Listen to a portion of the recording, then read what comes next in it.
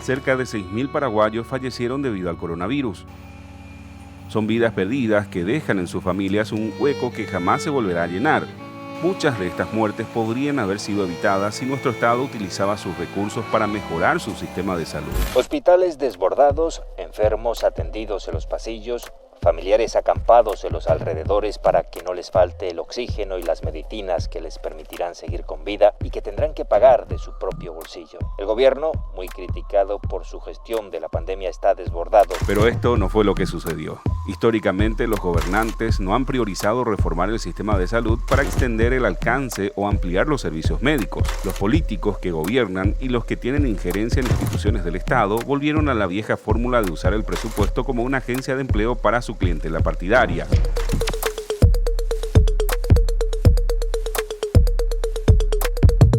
En esta entrega de Tierra de Nadie, una investigación especial del Grupo Nación nos revela a través de datos irrebatibles la manera viciosa en que se utilizaron las distintas instituciones del Estado para que los políticos en pleno año electoral contraten a mansalva a sus amigos, mientras la crisis sanitaria desatada por el coronavirus sigue matando paraguayos y llevando familias enteras a la quiebra.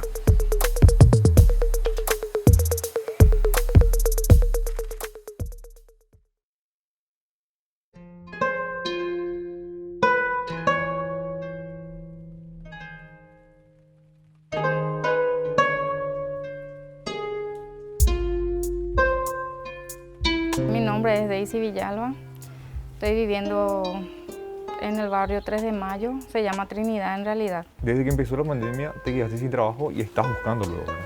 Estoy buscando trabajo, porque desde que empezó no hay nada. ¿Qué tipo de trabajo es el que estás buscando? Y la verdad es limpiadora pero si no hay de otra, trabajar de lo que sea. Ayer me llamaron otra vez y me dijeron que tuve una entrevista hacia San Martín, pero no me pude ir porque la verdad que, les soy sincera, ni para mi pasaje no tengo. Y requiere de pasaje porque si te vas allá a buscar el lugar donde ellos te dicen, tenés que tener para tu pasaje. Y me está solventando vendiendo ropas, con lo que me dan, porque la verdad entré en depresión justamente.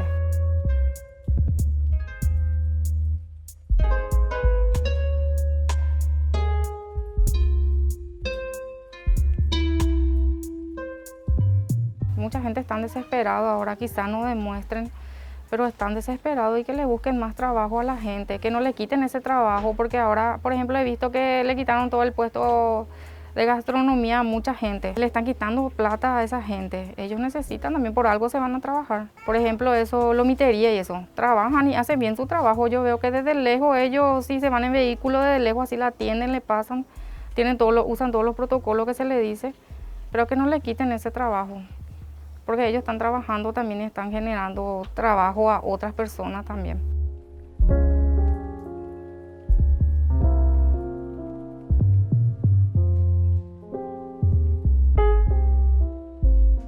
Las restricciones sanitarias impuestas por el gobierno debido a la pandemia del coronavirus hirieron gravemente al sector privado. La suspensión forzosa de circulación y de actividades comerciales fue acumulando una cifra de desempleo alarmante.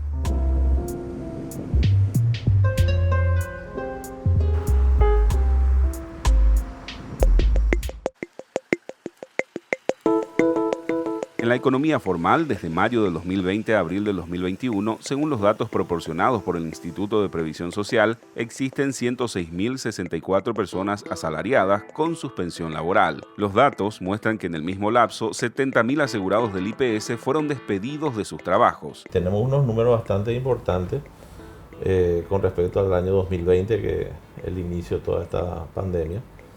Un total de 41.000, casi 42.000 bajas con respecto a despidos injustificados, y los que supuestamente son justificados son aparte 9.000 y pico, casi 10.000, ¿verdad? Y ahí no cuentan los que fueron, perdieron su trabajo por algún acuerdo extrajudicial con el empleador, ¿verdad? Entonces yo creo que es bastante, estamos hablando de casi 60.000 empleados con bajas en este año 2020. Y lo que nos lleva del 2021 tenemos entre justificados e injustificados alrededor de 16.000, ¿verdad? Esto es aparte de lo que son suspendidos, ¿verdad, doctor? Eso es aparte, ¿verdad? Acá tenemos los números también de los que fueron suspendidos, ¿verdad? Ya por alguna resolución del Ministerio de Trabajo, ¿verdad? En diferentes meses variaron los números en vista de que cada empleado, ¿verdad? Fue suspendido por relativamente 3 meses, ¿verdad? Iban aumentando. Por ejemplo, en el mes de marzo tenemos de 9.254 según nuestros registros, y en abril saltó a 78.000, ¿verdad? Que fue cuando hubo el cierre completo, ¿verdad? En la época más álgida con respecto a los cierres que hubo de trabajo en todas las empresas para tratar de mitigar este tema del COVID, ¿verdad? Luego bajó a 27, 21.000, pero en total de personas llegamos a 106.000 personas. Esto habría que sumar entonces a los despidos para decir que cerca de 200.000 trabajadores, 180.000 fueron afectados. En la economía informal, los números son aún más altos. Los registros estiman que cerca de 200.000 paraguayos perdieron su trabajo. En total, en un solo año, más de 269.000 paraguayos se quedaron sin empleo. Sobre esta ley 56-55, si nos puede explicar un poquito y las posibilidades que hoy tiene el trabajador de reclamar su derecho a la seguridad social. Los empleadores están reteniendo el dinero de los empleados en sus sueldos, ellos siguen trabajando, pero no aportan al IPS, no aportan algunos, no estoy hablando de algunos, son los que hacen esto. Hay muchos empleadores que cumplen a rajatabla, ¿verdad?, lo que la ley dispone, pero hay otros que retienen el 9% del empleado y no aportan al IPS, y el hecho de no aportar al IPS hace que ellos queden sin cobertura, ¿verdad? No aportan lo que a ellos les corresponde y no aportan lo que corresponde a los empleados. Esta persona que queda sin cobertura es prácticamente como una omisión de auxilio. Si es que se llega a enfermar, no puede acceder al servicio. Y bueno, hay una modificación por medio de esta ley, ¿verdad?, con respecto y lo convierte en una infracción penal, ¿verdad? Entonces, al convertirla en una infracción penal, es de acción penal pública, y esto puede ser denunciado ante la policía, puede ser denunciado ante el Ministerio Público, por los empleados, ¿verdad? Especialmente digo a los empleados porque son ellos los que son afectados directamente, independientemente de lo que IPS se ve afectado en su patrimonio, ¿verdad? La dificultad que yo creo que algunos empleados se van a encontrar es que pueden ser despedidos, ¿verdad? O sea, ese yo creo que me imagino es el temor de los empleados, pero hay otros empleados que sí se pueden atrever a denunciar eso, y también, por supuesto, la ley la ampara para no ser despedido injustificadamente por una denuncia. Bueno, estamos hablando del sector formal y también el sector informal, que ha perdido un montón de puestos de trabajo, ¿verdad? Y eso ha afectado económicamente de forma grave al país, Rosana.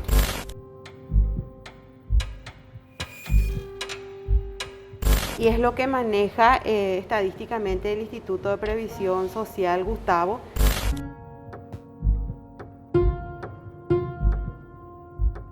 Pero también tenemos que ser conscientes de que esta cifra pudiera ser bastante pequeña, ¿verdad?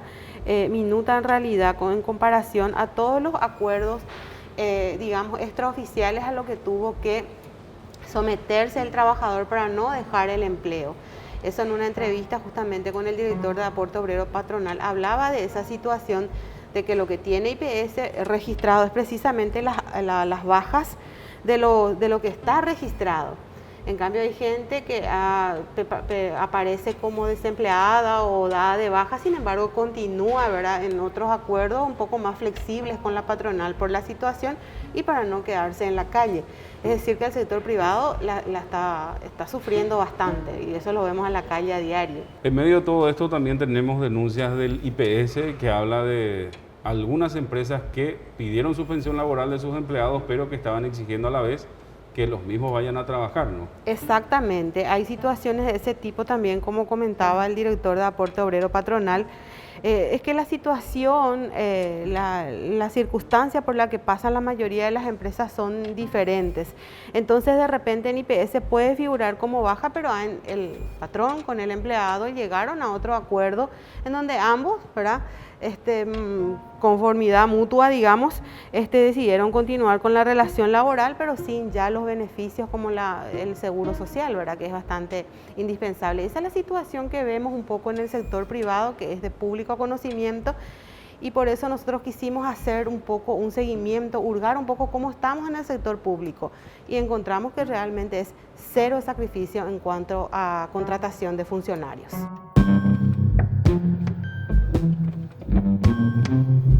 Mientras las personas en Paraguay pierden su trabajo, son obligadas a reinventarse, se esfuerzan en cumplir con sus obligaciones y sobreviven gracias a ollas populares, rifas, polladas y redes de solidaridad, en una buena parte del sector público no se ve tal sacrificio. Ellos parecen vivir en una realidad paralela. La nómina de asalariados del Estado solamente sigue aumentando. La austeridad que se impuso como necesidad en el sector privado contrasta con la prodigalidad del sector público, que estampando firmas en papeles, contratan más y más funcionarios sin que estos gastos retribuyan algún beneficio para los contribuyentes y, lo peor de todo, atentando contra el espíritu de la Ley de Responsabilidad Fiscal y la reforma del Servicio Civil.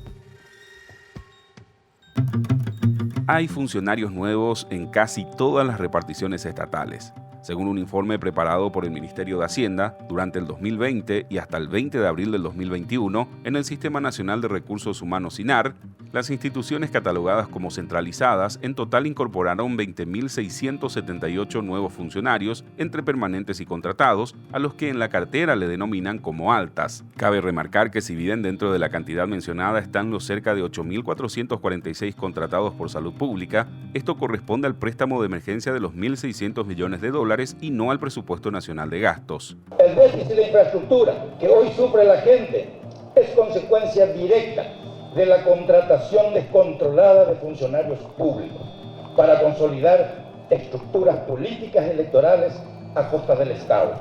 Este es el peor vicio de la historia y la principal causa del sufrimiento de todos los paraguayos. Y quiero que prestemos especial atención, porque yo creo que viene la condena de nuestro país en estos números, que quiero decirles son revisables, verificables y auditables. En aquel presupuesto de 2003, el gasto en salario era de 490 millones de dólares anuales y el Estado tenía 150.000 funcionarios públicos. Para agosto del 2013, esta cifra aumentó a 231.000 funcionarios. Se contrataron más de 81.000 funcionarios públicos, un aumento de casi 65% en solo 10 años. De estos, un alto porcentaje eran sencillamente operadores políticos.